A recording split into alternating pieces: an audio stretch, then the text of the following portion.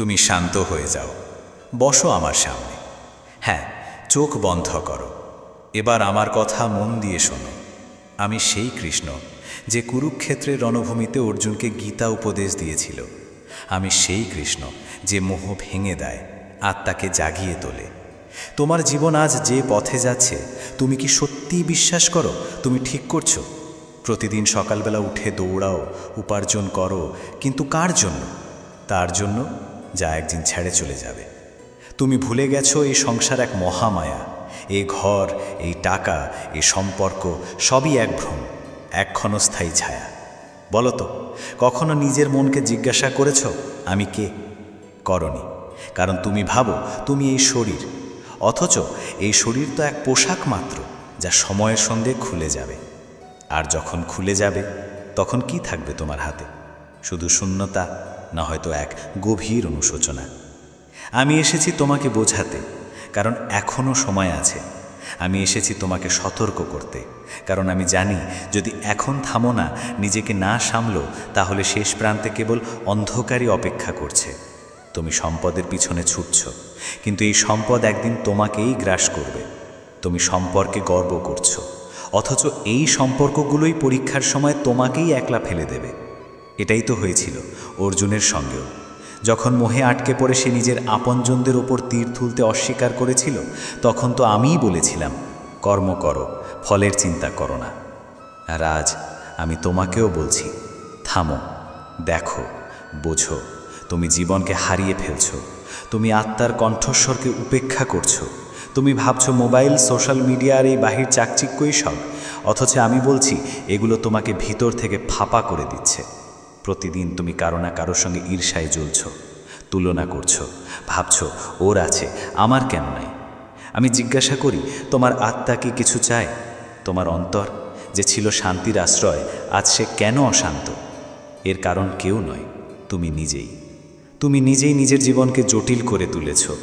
আমি দেখছি তোমার ভেতরে ভয়, অনিরাপত্তা, লোভ আর রাগ ভরে গেছে।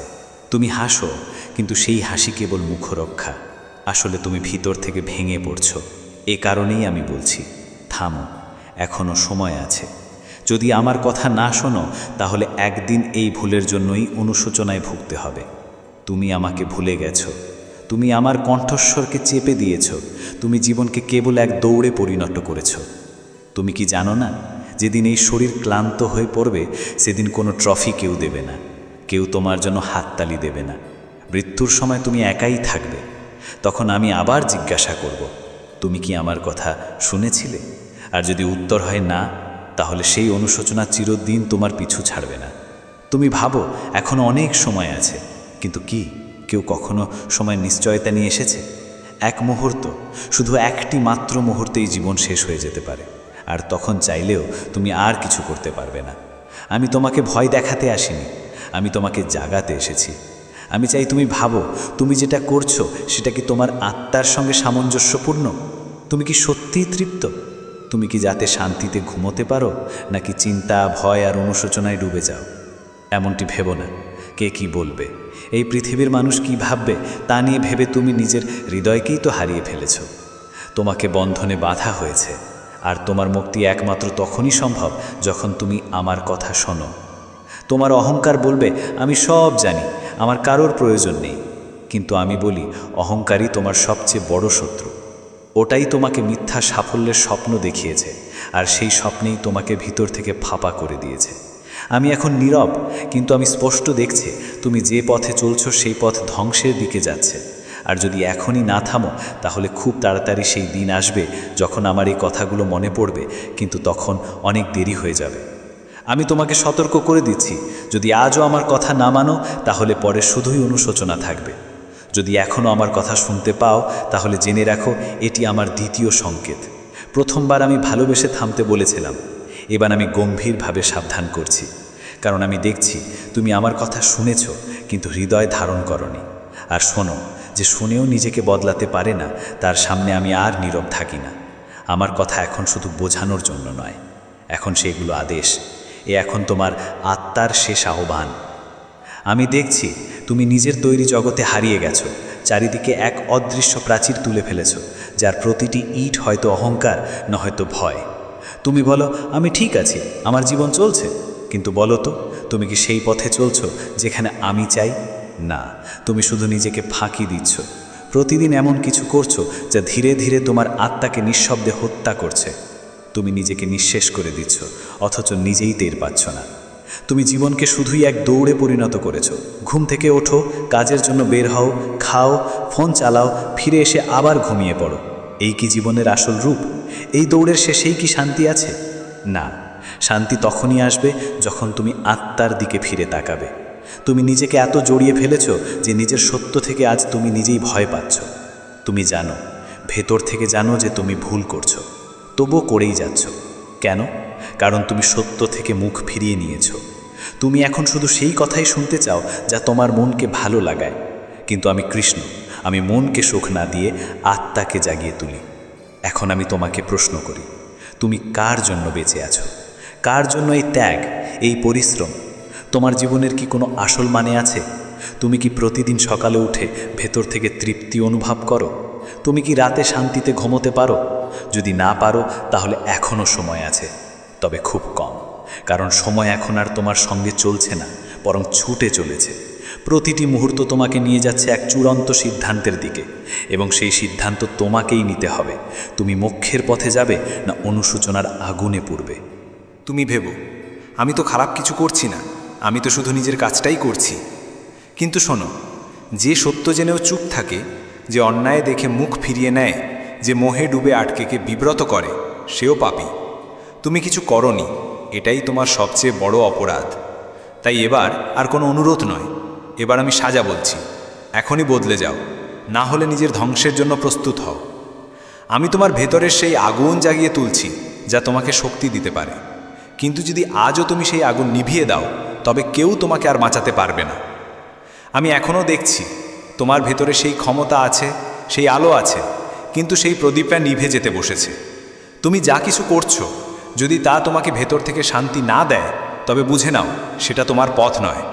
তুমি যে দৌড়ে নেমেছ, সেটা অন্য কারো তৈরি করা।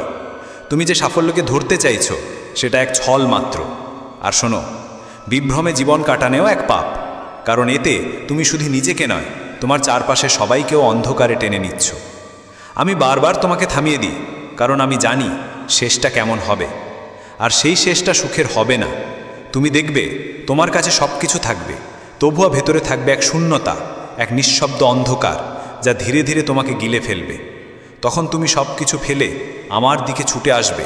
তখন তুমি বলবে, হে কৃষ্ণ, আমাকে রক্ষা করো।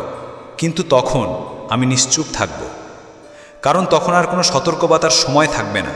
সময়ের সতর্কতা চিরকাল থাকে না, এটা এই মুহূর্তে আছে বলেই তুমি তা শুনতে পাও। তুমি জিজ্ঞাসা করো, আমি কি করব হে প্রভু, কি করব? তাহলে শোনো, সত্য কথা বলো, অন্যের কল্যাণে কাজ করো, প্রতিদিন নিজের অন্তরকে দেখো, নিজের কর্মকে পূজার মতো মনে করো, আর সবচেয়ে বড় কথা, আমার কথা মানো। আমি তোমার শত্রু নই, আমি তোমার আয়না। আমি তোমাকে সেই সত্য দেখাচ্ছি যা তুমি নিজেই নিজের থেকে লুকিয়ে রেখেছ। এখন দেখো, এখন শোনো, এখন বুঝে নাও। আজ যদি তুমি নিজের পথ না পাও, তাহলে আগামীকাল তোমার সামনে কোনো পথই থাকবে না হাঁটার মতো। আমি আজ তোমাকে সেই সত্যের সঙ্গে পরিচয় করাতে এসেছি যার চেয়ে বড় কোনো রহস্য নেই। এই সত্যকে জানলে তোমার জীবন রূপান্তরিত হতে পারে, আর না জানলে তোমাকে বারবার জন্ম নিতে হবে। এই সত্যের নাম মৃত্যু। হ্যাঁ, মৃত্যু, যাকে তুমি ভয় পাও, যার নাম উচ্চারণ করতেও কুণ্ঠিত হও, সেই মৃত্যু প্রতিদিন তোমার সঙ্গে সঙ্গে চলছে। তুমি ভাবো সময় আছে, অনেক কিছু করতে হবে এখনও, কিন্তু বাস্তবতা হলো মৃত্যু যে কোনো সময় চলে আসতে পারে।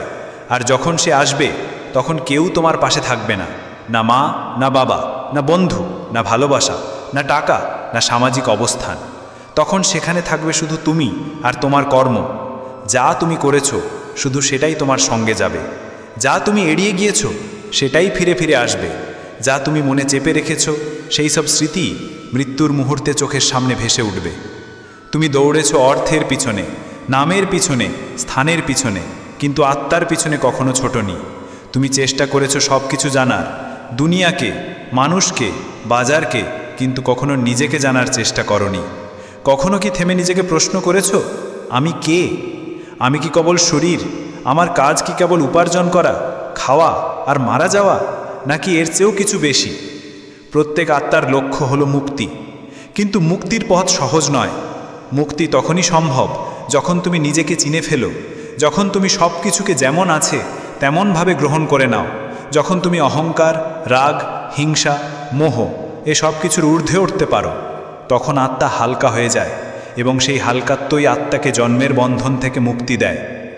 মৃত্যু কোনো শাস্তি নয়, সে একটি আয়না যেটি দেখায় তুমি কি ছিলে, তুমি কি বেছে নিয়েছিলে, তুমি কতটা সত্যিই বেঁচেছ আর কতটা পালিয়েছ। আমি কৃষ্ণ এখন তোমার অন্তরে কথা বলছি। তোমার প্রতিটি চিন্তার মাঝে আমি নীরব আছি। তুমি যখন থামো আমি তখন কথা বলি, তুমি যখন নিজের ভেতরে তাকাও আমি তখন প্রকাশ পাই, কিন্তু যখন তুমি বাইরের জগতে ছুটো তখন আমার কণ্ঠস্বর হারিয়ে যায়। আমি সব সময় থাকবো না, আমি শুধুমাত্র ততক্ষণ থাকি যতক্ষণ তোমার অন্তরে এক কণাও বিশ্বাস বেঁচে থাকে। যেদিন সেই বিশ্বাস নিভে যাবে আমি ফিরে যাব, আর তখন তোমার সামনে কোনো পথ খোলা থাকবে না।